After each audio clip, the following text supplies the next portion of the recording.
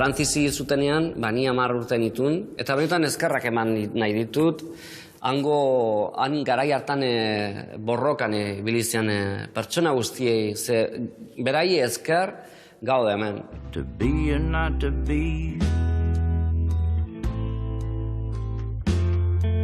to free or not to free, to crawl or not to crawl. Fuck all those perfect people,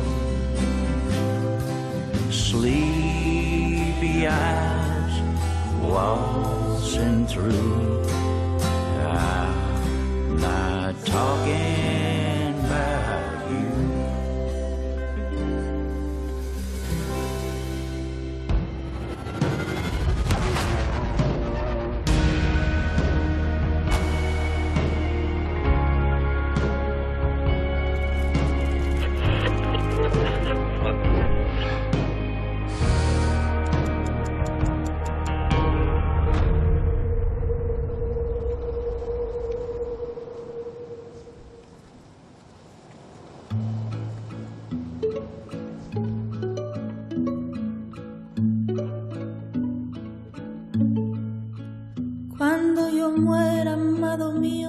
Mila 1979ko ekainaren 10ean Errenteriako kale honetan hil zuten Vicente Badillo, Francis. Francisek 32 urte zituen, eta igande gau hartan Apolo izeneko diskotekan zegoen. Tentsioz betetako elkarrizketa baten ondoren, Polizia Nazional batek tiro egin zion. Trantsizioaren ondarreko urte haietan, atentatuetan edo bestelako gertakarietan tiro zildako biktima asko izan ziren. Eta 1979 etzen salbuespena izan. Ekainaren 10eko hilketa hark ordea, ordura arte ezkutuan zegoen kolektibo bat atera zuen kalera.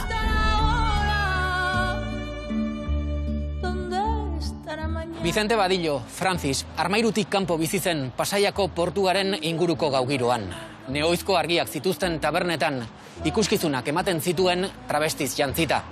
LGTBI mugimenduarentzat mugarria izan zen Francisen hilketa. Gipuzkoan bereziki, klandestinitatetik manifestazioak egitera pasa ziren asko.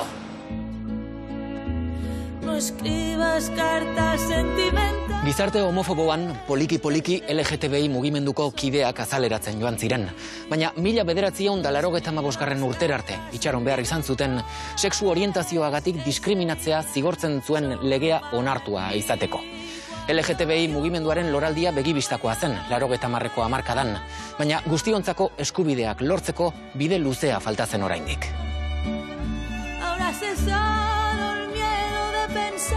Arrotasun garaian, bestelako askatasun eta problematikak dituzte LGTBI mugimenduko kideek. Eta egungo egoerara iristeko, aurreko belaunaldien borroka ezinbestekoa izan da.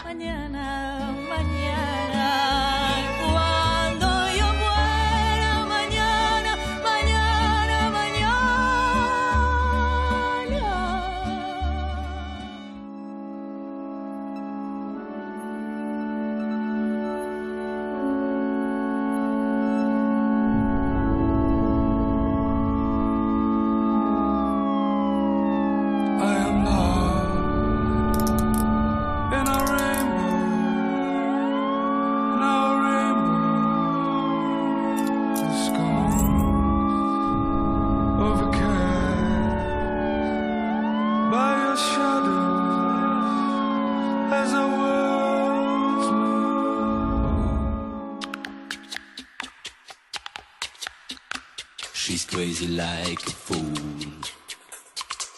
What about Daddy Cool?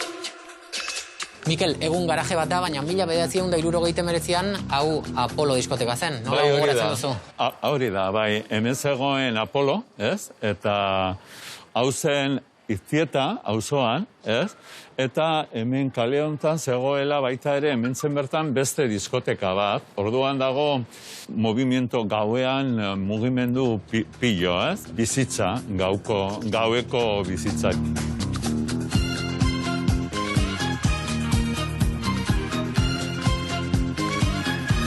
Kontatuko diguzu, ze pasa zan Apolo diskoteka honetan? Hemen zegoen movida bat, eta tipo bat agertuko ona, aizu, itxita dago taberna, oza, disko, ez? Eta, mesedez, ja utxipakean eta ez jarraituko bultzatzen atean, ez? She's crazy like a fool.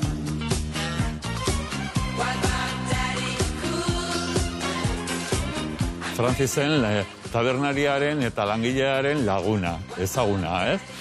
Eta batean hori agertuko tipo bere ondoan, eta tipo hori nago hasta las narices, hasta de los vascos, eta no aguanto este pueblo, no, ez dakit zer, voy a matarle a alguien, ez dakit, hola, ez? Eta Francis egoen ondoan, eta esan dut Francis, pues bueno, pues behitu hemen nagoenik, ez?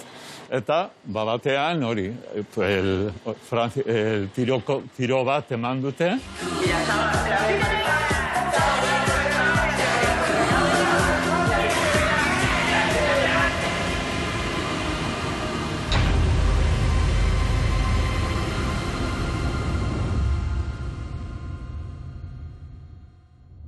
Nola enteratu zinen Francisen heriotzaz? Bueno, eske soldadutzan nengoen, bakizue.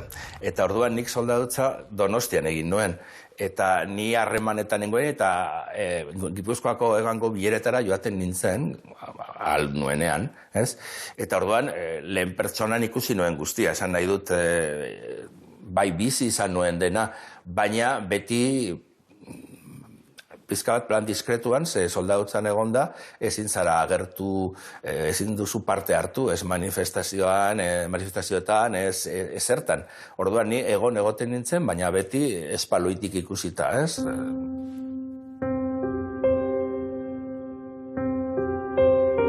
Jende piloa egon zan, bai asambladetan, plazai beteta edo ia beteta, manifestazioetan, bueno, greba herrian, mundiala izan zen, eta gero Donostian gogoratzen du manifestazio baten amaieran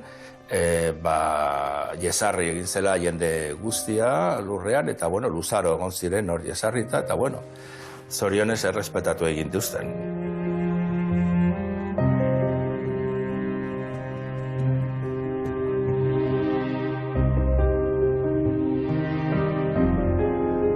Bueno, nik uste dut izan zala larun baten gabian, osea, madrugadan, porque goratzen naiz gero igandia zan, eta nere ama etorri zan, ni oaindikan amaren etxabizitzen nintzen, eta etorri zan, eta bai, junaz Francis ikustea, pues, nik ez dakit, cuerpo presente ose jarriko zuten, baina jendea juntzan ikustea, eta amari edo gurasoi errespetuak eta presentatzia. Nei arraroa iruditu zitzaidan, gehien bat nire amaitzen emakume karka, baino etzan homosexualen aldeko emakume bat, o lo que sea, oso ez dakit. Baino bai, jendea juntzan ikustea eta ni ziur naiz polizi batek hiltzulako, ez? Orduan herria zeon hasta el pelo, ¿no? De la impunidad policial. El día 11 de junio del año 79, en la asamblea que hicimos, que convocamos, ¿no? La Asamblea Popular en el pueblo para denunciar el asesinato, entre otras cosas, dijimos y defendimos el derecho de cada cual a vestir como le diera la gana, ¿no? Ze uste duzu eman ziola Francisen hilketak eta ondoren etorri zen epaiketak mugimenduari? Fue un antes y un después, ¿no? Ya estábamos en el pueblo unos cuantos y unas cuantas militantes que nos decíamos de EGAN. Empezáramos a desarrollar unas actividades, digamos, por diferentes lugares, ¿no? A nuestra manera, con nuestros medios, pero empezamos a movernos y a recorrer, ¿no? A tocar puertas, a hablar con las asociaciones de vecinos, a hablar con organizaciones políticas, a hablar con sindicatos, ¿no? A hablar con algún que otro amigo que eran periodistas también, ¿no? Con un discurso que era de la liberación sexual, ¿no?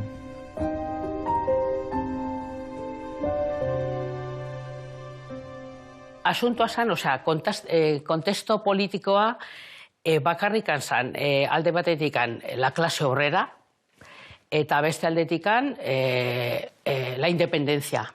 O sea, el feminismo era una cosa en este pueblo, de 15 tías que estábamos con el tema del feminismo y tal, y luego pues los tíos, alguna tía habría también de EGAM, que estaban ya, pues eso, que es el patriarcado, o sea, introduciendo otro tipo de elementos en lo que era ese cambio social que pretendíamos, ¿no? Euskal gizartearentzat, ze uste duzu suposatu zuela Frantzisen heriotzak?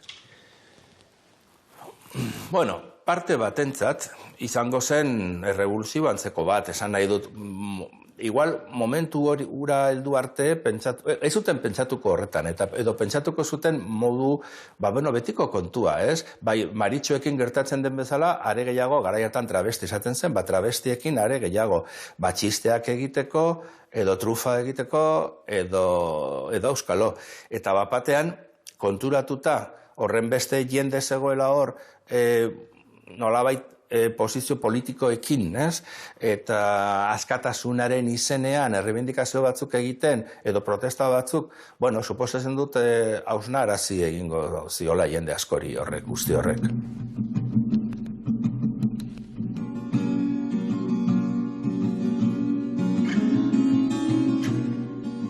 Y entonces me dicen, oye, ¿a que no te disfrazas de la Ochoa y vienes a cantar? Y hacer un vídeo. Hicieron un vídeo, lo pusieron en una pantalla gigante, y fue un exitazo, se llenaba la chosna, y claro, creían que el personaje que cantaba aquellas canciones no existía. Entonces me propusieron que iría a cantar en directo. Eso fue apoteósico. La gente por encima de los tejados. Y fue una tal revolución que hicieron unas pegatinas que decían, libérate por fin. Todo Bilbao iba con la pegatina aquella. Libérate por fin. Libérate, libérate. Ser mariquita no es un delito. No lo calles, lanza el grito. ¡Ah! Libérate, libérate. Si eres vivo y no estás muerto. En cualquier circunstancia y en cualquier situación de persecución, siempre hubo bares y siempre estuvimos en la calle. Nunca nos acojonaron, jamás, ni en los 60 ni en los 70. O sea, fuimos una generación muy dura, que a pesar de que sabíamos que ese tipo de historias te podía pasar, pues que estábamos allí. Entonces, Francis, para el movimiento, para la revolución sexual, esa que hablábamos, fue un acicate, ¿no? Y en torno a su figura, ¿no?, a reivindicar justicia para él, ¿no?, para ella, a reivindicar el derecho a la dignidad, con mayúsculas, ¿no?, a reivindicar la visibilidad, ¿no?, de muchos y de muchas gays, lesbianas, transexuales, ¿no?, o travestis, y sin ser agredidos por ello, pues fue un acicate, ¿no? Fue una bandera que levantamos, ¿no? Y que a día de hoy algunos no la hemos bajado, ¿no?, después de casi 41 años ya. Iría a Inglaterra para podernos casar. A ver, todas conmigo, las de Gallinero. Libérate, libérate.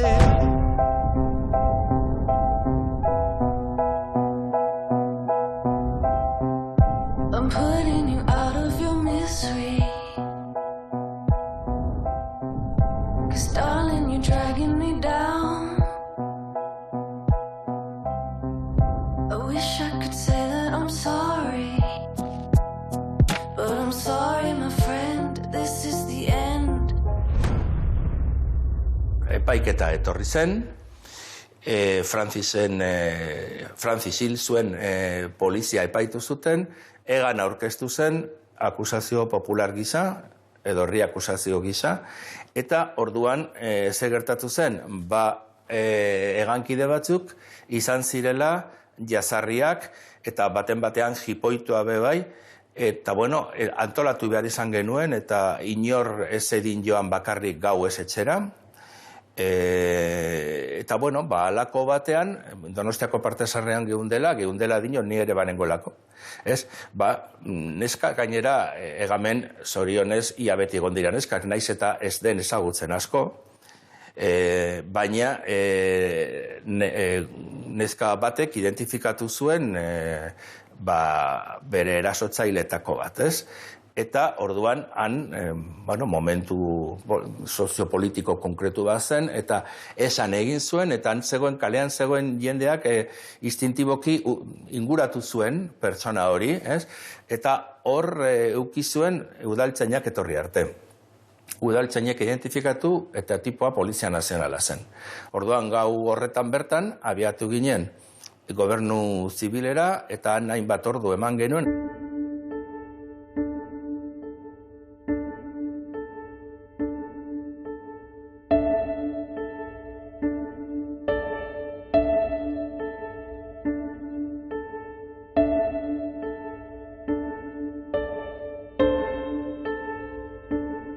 Azkenean lortu zen, norbaitek hitz egitea gobernadore zibilarekin, berak esan zuen, bere kontu usteko eta hori amaituko zela, eta gau horretan bertan amaitu zen guztia, ja ez zen berriro egon inolako jazarpenik, eta baina oso txarto pasatu zuten batzuek, ez?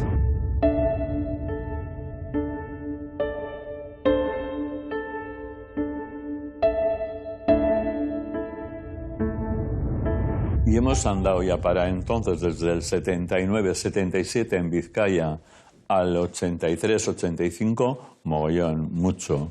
Hemos hecho muchísimas conferencias, hemos hablado con mucha gente, nos han abierto muchas puertas.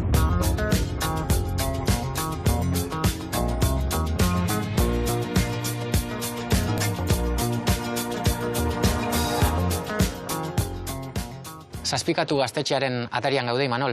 Leku honek badu historia berezi bat. Hala da. Kontatuko diguzu.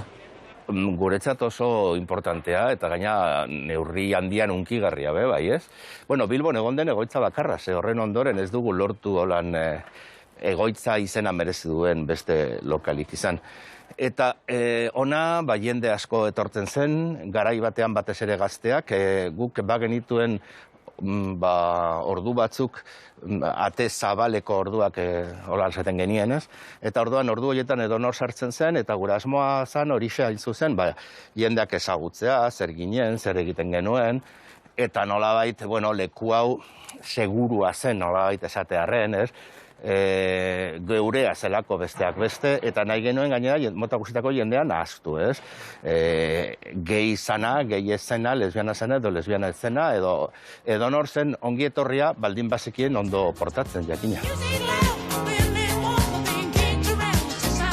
Importanteena gizartea konturatzea, gizaki guztion sexualitatea plurala eta homosexualitatea, heterosexualitatea bezalaze, ez dela banakako gutxi batzuen gauza bat, baizik eta denona.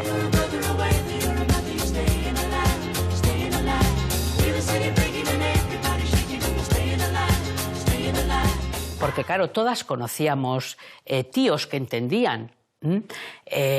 Tenían bares en Donosti, ni sé cuántos, saunas, no sé qué. Y nosotras éramos invisibles, o sea, no había Dios que levantara el dedo, ¿no? Y entonces yo creo que esa era la necesidad de generar un colectivo de lesbianas, porque tú no puedes vivir tu vida ocultando gran parte de tu vida, que es eso, ¿no? Guk kolektibo bezala, talde bezala, geuden feminismo arloan. Horrezan nahi duzan, Bizkaiko emakumeen asambladako kidekin harreman asko eukin ginuela. Zeintzuk ziren gure eztabaidak patriarkatua zapaldu, norma heterosexuala genditu. 89an ateratzen duten pankarta bat, eta zu zergatik zara heterosexuala. 40 urte pasa dira, eta oraindik ere jendea harritzen da galderakin. Pentsatzen zenuten horrela izango zela? El preguntarles el zergatik zara heterosexuala era un poco el hartazgo que teníamos de que la gente que era, diríamos, más, bueno, como que te permitía o como que, bueno, pues oye, pues si tienes rollo que lo tenga, pero siempre te preguntaba, ¿y por qué sois lesbianas? ¿O por qué? ¿Cómo que? ¿Y tú por qué eres heterosexual, no?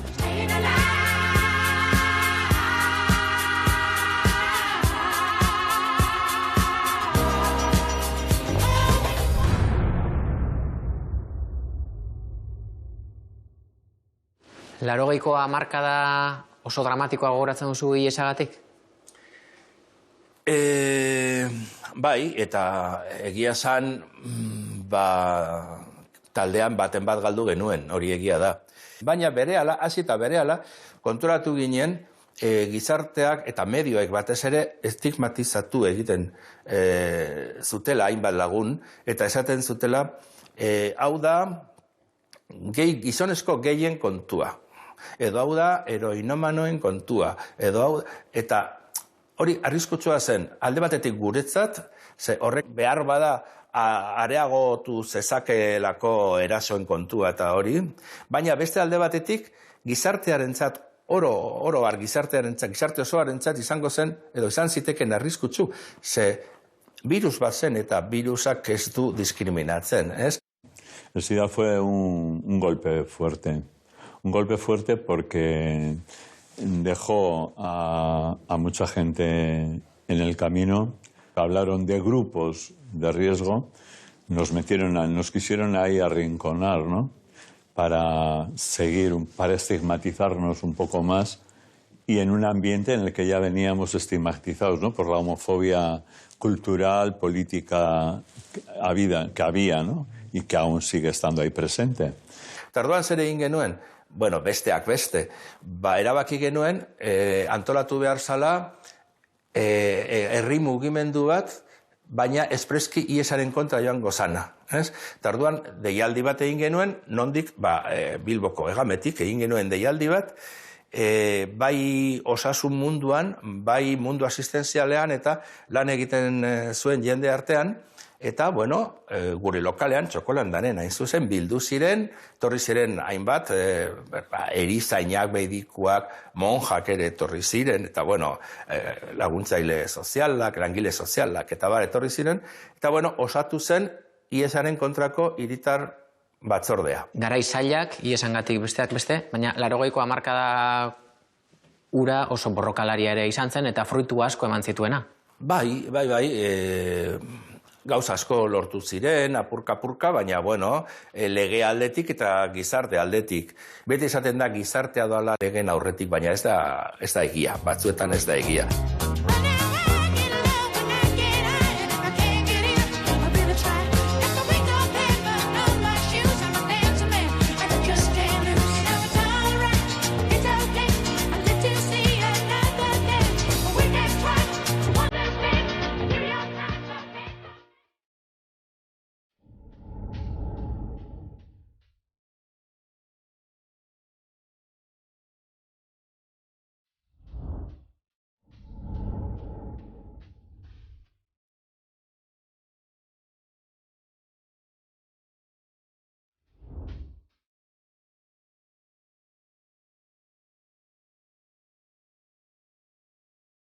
Noiz kontatu zenien zure ingurukoei? Lehengo aldiz esan nuen, ja nahiko, 21 urterekin. Eta, ni jun nintzen auzolandegi batetara, Kosladara, Madrilera. Eta, ni banekin eta nire inguruko lagunek egiten zuirazki homosexuala edo maritxoan nintzala.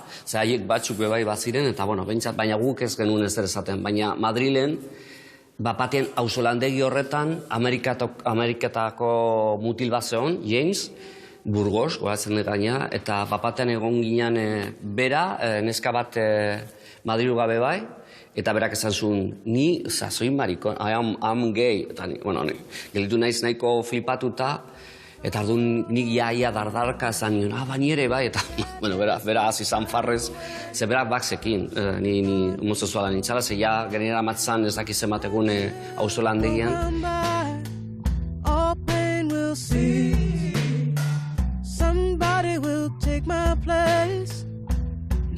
for me. Eta izan ziren gau asko, eskutuan ibili behar izan zinen gau asko? Ba, izke, gu, goatzen dut, junginela telebistara, zakit, ja, 5 urte pasata gero, oza, 10 urterekin, eta familiak ez zekien ezer. Ez nire familiak eta bestenen familiek ez zekiten ezer. Orduan, ni adibidez goatzen dut jarri nintzala, ez dakiz zenbat arropa, ez dakiz zenbat peluka, bueno, makillajea, alik eta gehiagien, pilo bat jarri nun aurpegian, eta haiek ez, agian, baldin bat zeuden haiek telebista ikusten ez ezagutzeko.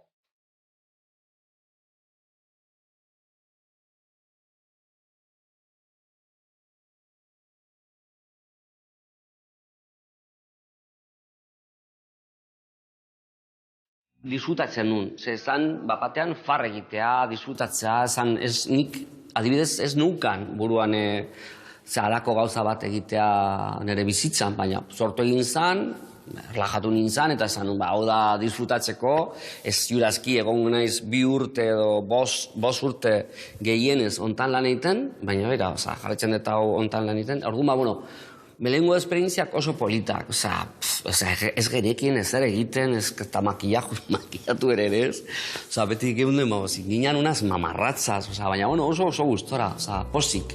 Gero ja azten zea gauzak ikasten, eta beste bide bat jarraitu egin nahi duzu, baina garai hartan zan farrak egitea eta besterik ez.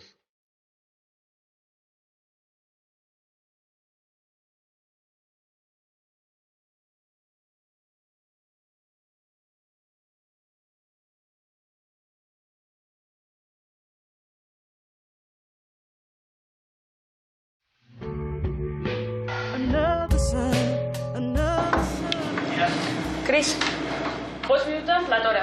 Perfecto. Familiari kontatu zenionean, dana ondo?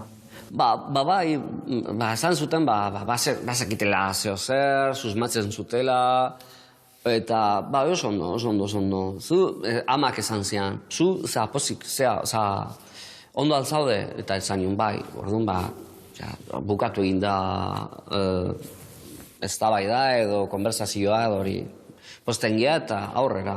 Eta orduan nire ama oain zibertan da nire fan nauniena. Eta bera, adibidez, abeslari aparta zan gaztetan eta beti, baina bere baraian ezinezkoa zan. Edo familiak ez zionten usten, abesten orduan, ni izan naiz pixkat, eta beti izaten di, mesedez, ez izan hain beldurtea, ez izan hain lotzatia, atea hori disfrutatzea eta jendea disfrutatzen egitea.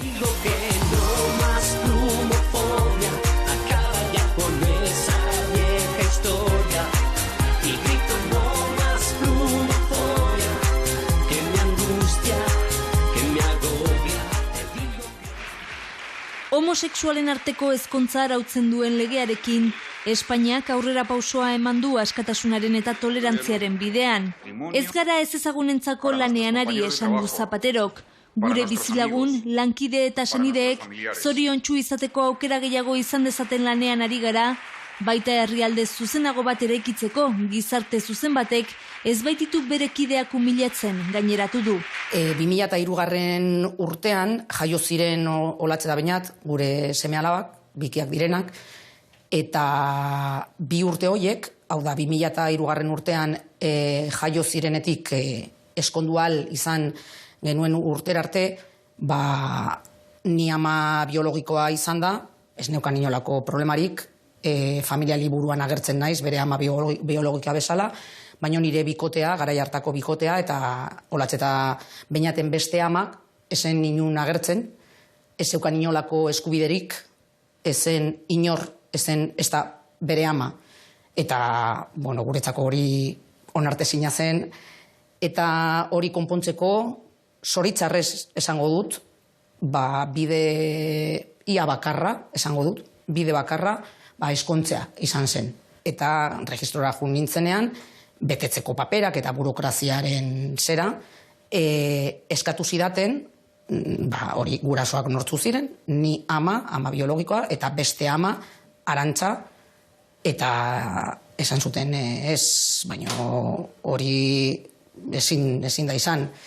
Eta behartu ninduten gizonezko aita baten izena jartzeko, asmatzeko. Humorez hartu nahi nuen, eta holan izenak asmatzen, eta esen posible nahi nuen jarri, digo, bueno, ura izena jarriko diot bere aitari. Unidad de reproducción asistida, ze dira umeak jaio izan ziren inseminación artifizialen bidez, eta bueno, hor, en fin, esen onartu hori, eta azkenean daukat familia liburu bat, nun agertzen naiz ni ama bezala, Olatxe Baina nire seme-alaba bezala, eta pertsonai bat mitikoa, Ur izenekoa.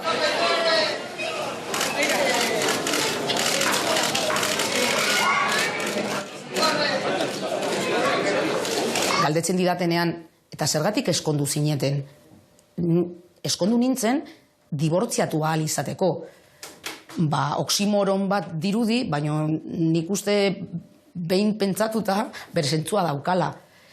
Imagina ezazu, zure bikote harremana bukatu egiten dela, ez duzula nahi eta erabaki bat hartzen duzula, elkarrekin ez duzula jarraitu nahi, imagina ezazu Arantza ze egoera batean geratuko zen. Eta horrezegatik eskontza, hau da, kontratu zibil batek ziurtatu edo bideratzen duena da eskubide zibil hoiek izatea. Dibortziatu ginen, lagunak izaten jarraitzen gara, noski, nire familia da, baina erabaki genuen bizitza aurrera eramatea beste era batean.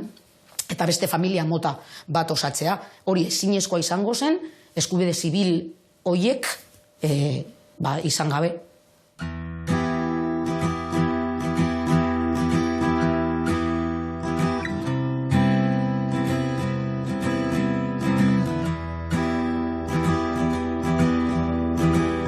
Donostian egiten diren manifestazio asko bezala, zuenak ere hemen hasi eta hemen bukatu izan dira? Bai, paradogikoa da leku honi diodan kariñoa, ze hiriko zentroko leku bat da, eta baina aldi berean urtean egun batzutan bazterrok hartzen dugu leku hau, ez? Eta hemen egin dugu aldarrikatu, hemen egin dugu arrasi, hemen egin dugu dantza, ez? Eta hemen egin dugu performanceak. Orduan, bueno, ez da egunero zapaltzen duda leku bat, baina oroitzapen oso nahi ditut hemen. Donostiako bulebarreko kioskoa. Hemen komunikatuak irakurtzea tokatu izan zaizu? Bai, behin edo behin, bai, azkeneko urteetan ez, bueno, uste dut gure mugimenduan asko rotatzen dugula baita ere funtzioetan, da hori oso nada ez. Baina oso gaztetan bada momentu bat tokatu izan bazaizu, bueno, urduritasuna, baina baita ere, rekonozimendu bat ere badana, eta mugimendu guztia horratzean ikustea ez, garrasiz eta gure aldarri ahotsa jartzen, bai, polita. Aurrera, beti, aurrera, transfobia Transfobia gertutik bizitzea tokatu zaizu, nor zen Moio?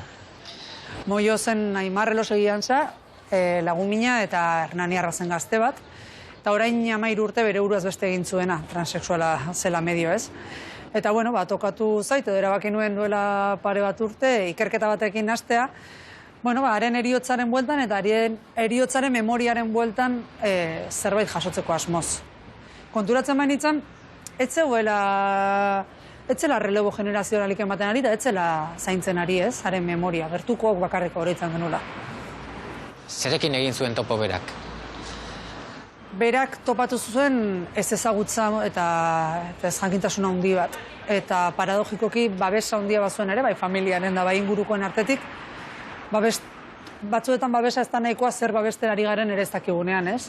Eta ni neusartzen naiz hor, nik 16-17 urterekin transexualitateaz ezer gutxinekin, ez? Duela 13 urteko egoera, ez dakit, desertu bat bezala gogoratzen dut, Moiorekin liburuak bilatzen egotea eta Bilboko liburutegi batean topatzea liburu bat eta ara jotea erostea eta horrelako, desertua maila horretan ari naiz ez.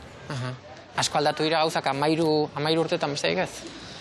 Bai, nik onartu behar da, eta aldatu dira gauzak. Beste ikusgarritasunagatik, hainbat programa egin direlako, ez dakit ez, gizarteratze lan bat egin, hainbat elkarte sortu direlako, baina horrek ez du esan nahi, ez da utxi horik ere dena egina dagonik, ez? Orain Bueno, duela 13 urterekin alderatuta, edozein herritarri galdetu ezkero zer den trans izatea edo transexuala izatea, baliteke nozio batzuk gehiago izatea, baina hala ere ez da gertutik bizi duen realitate bat, eta seguraski eluke jakingo zer egin halako realitate bat, persona bat edo momentu bat aurrean topatu ezkero, beraz, asko dago egiteko. Zerk pentsa arazi digut dana lortuta dagoela? Bueno, nik uste feminismoarekin gertatu bezala, legearen aurreko lorpenek beti apaltzen dute rebindikazio soziala, ez? Ezkontzan legeak, adopzioaren legeak, ematen zuen eskubide batzuk, hori zala, ez? Eta ja, beraz, bagara igual. Baina, gero kalera ateratzen zera, eta ez da hori, ez? Edo lan postuetan, edo beste mila espazioetan. Orduan nik uste horrek baduela zerikusi handi bat, ez? Lorezkatuko nuke nik nahi ditudan margoez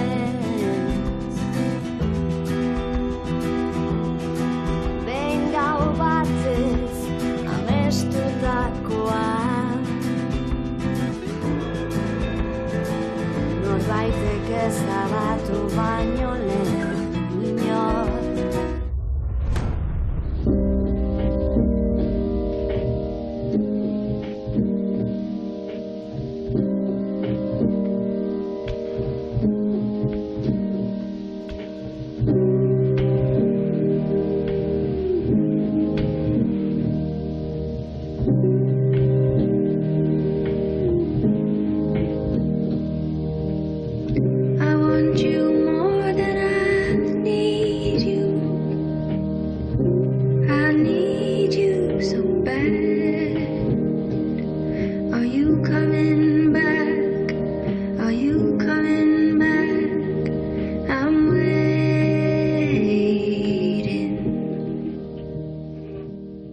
Juri, zurea izan zen, udako porrak hartu, handik itzuli, eta ona institutura Juri bezala itzuli.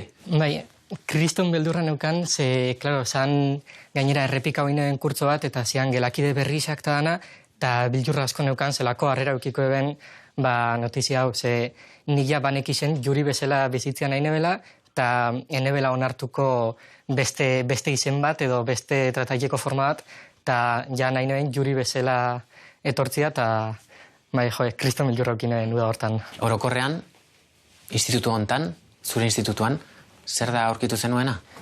Institutuan onarpena. Onarpena, irakaslien aldetik, ikasleen aldetik bebai, hasi nintzen neskon komunera faten arazoarik, eta etzan arazorik egon. Ze hasieratik, irakasleanak etortzen zean nire gana esaten, Juri, eskerrak esan dozun, ze aurreko urteetan apur bat geizki edo desanimauta ikusten geben, eta ontsa ikusten da ja zu zeuzarela, eta askoz be lasai zauzela, eta hori. Gero bai, herri txikina izaterakoan, olako gauzak,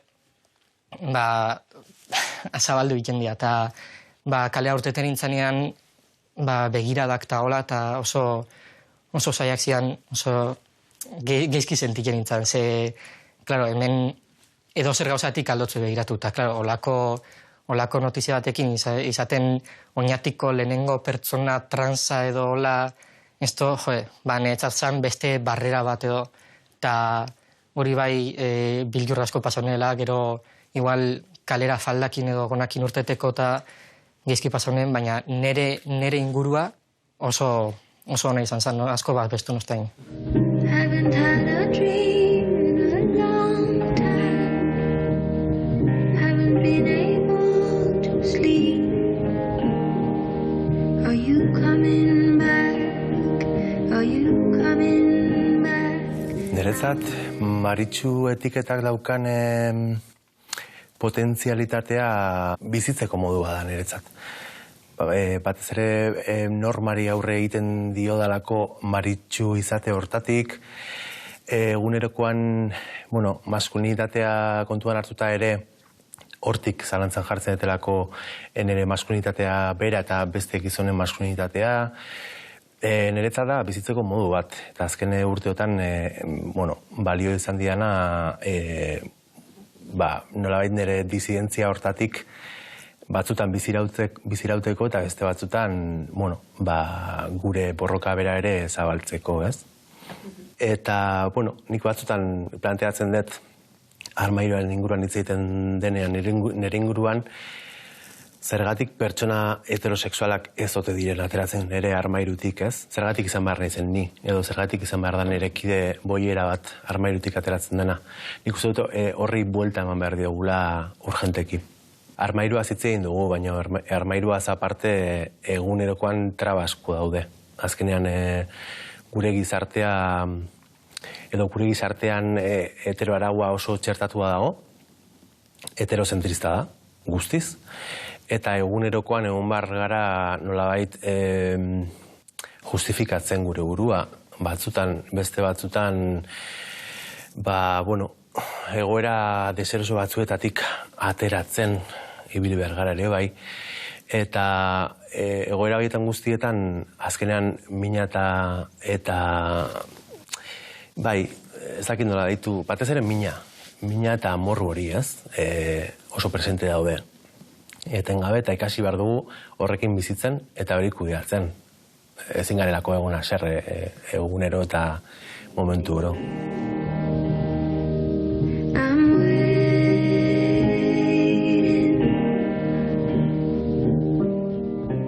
Nik ez sekula horrela armairutik ateratzeko momentu bat izan. Ez zait beharrezko iruditu.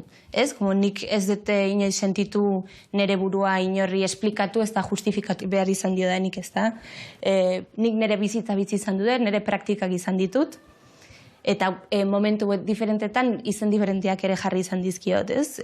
Nik uste nire adineko jende asko sareetan eta mundu virtualetan denbora asko pasa izan degula, ez? Como investigatzen, terminoak bilatzen, probatzen, experimentatzen, ez? Eta niretzako bolera izan duzan iritsi nintzen leku batera, non sentitzen nuen esperimentaziorako espazio handia zegoela, ez? Etzela leku zurrun bat. Heterosexualitatea baino espazio mugatuagorik ez dakit bururatzen zaiten.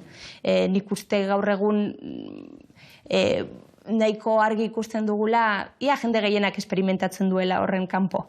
Esan edo ez esan beste kontu bada, baina jende gehienak esango nuke nik experimentatzen duela horren inguruan, beste gauza bada, experimentazio hietan ze harreman motara edo ze espazio motetara iristetaren, ez?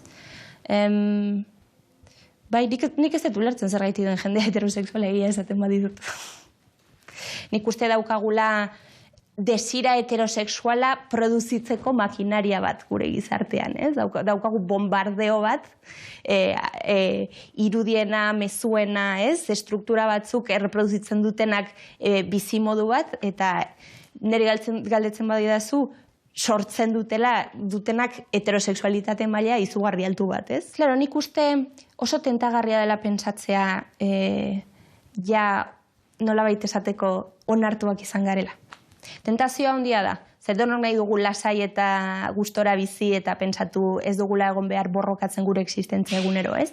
Baina errealitatea nik esango nuke hori dela oraindik, eta ez hori bakarri baizik eta denbora guztian erretrozesoan arriskuan gaudela, ez da? Guari garena saiatzen da espazioak sortzen, espazioak defendatzen eta espazioak zabaltzen beste existentzia modu batzuk posible egiteko, ez?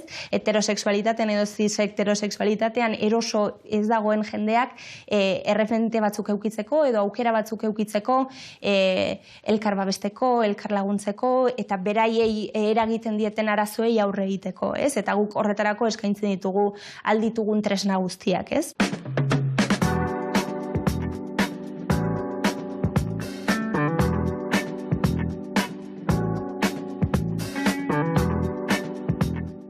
Zure kasuan, Juri, T letrarekin soilik ez, L letrarekin ere identifikatzen zara?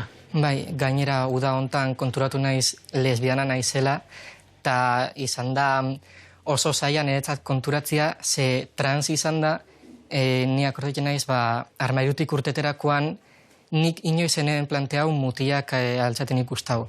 Eta armairutik urteterakoan, nire buruan inoen klik bat bezala, eta zenen nostra, zontxe neska baldin naiz, supuestamente neskeiri mutila guztu biatxako, eta aurten konturatu naiz lesbiana naizela, etxatela mutia guztaiken, baizik eta neskak, eta trans izan da, bebai lesbiana izan data, izan da bide oso zaila, ze onarpen hori da doblia. Juri, zu ez zaude LGTB kolektibo batean sartuta, baina hala ere oso aktibo zabiltza, aktivista sutsua zara, sare sozialetan. Zergatik? Nik uste dut biharrezkoa dela, enau denbora osoan gaioneri buruz berbaiken, baina bai biharrezkoa danean edo zehose ikusten dutenean etxatena guztaiken edo desinformazioa dauenean gai bateri buruz, nire guztaiken txat, jentiak ulertzia edo ikuspuntu hori aldatzia, eta etxa guztaiken izik geaketia. Ze azken finean ni izik geaketan baldimana izta ondokoa bebai, zeinekin bidau aktivismo hau edo zeinek informau bidau besti hiri edo zeinek aplanau bidau bidia bestientzat. Every Saturday morning, my daddy put it on, turned up the TV. Ospatzeko dut, gu bezalako talde asko daudela, horrendikan existitzen direla, ez? Badagoela oraindikan tradizio lesbo-feminista bat bere azterketa propioak egiten ari dena, eta esperimentaziorako eta elkarbabeserako espazio ugari irekitzen jarraitzen duena, ez? Nik uste hori beti ospatzeko gauza badala, eta elkartopatzeko espazioak existitzen jarraitzen dutela, naiz eta testuinguru komplikatua batean egon oraintxe bertan, ez? Sare horiek hor daude, eraikitzen jarraitzen dugu, eta indartsu daudela esango nuke. Was in the groove. My daddy showed me just how to move. Eskubideen markoan bai ondala garapen bat, legedian ere bai, baina legea bera ere heterosexuala da. Eskubideen markoa ere heterosexuala da. Bizitzaren planteamendua bera heterosexuala da. Orduan, zein da gure helburua? Molde horretan sartzea, normalizazioaren izenean, integrazioaren izenean, tolerantziaren izenean, edo nahi dugu sistema bera irauli.